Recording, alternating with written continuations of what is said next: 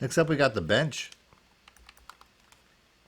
This is a good play for cover two, all-out blitzes, man. You know, just about any coverage, really. I mean, these outside routes a lot of times can get outside of cover fours and three. There's no real adjustments needed. I mean, these underneath routes get open under cover two, under cover three really well as well. They beat man also.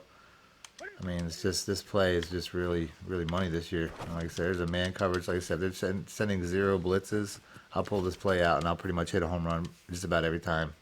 The only thing that can really prevent this play from having success is if they don't get a free release. A lot of times that can mess up the route, and then they don't get that edge the way that they are here. So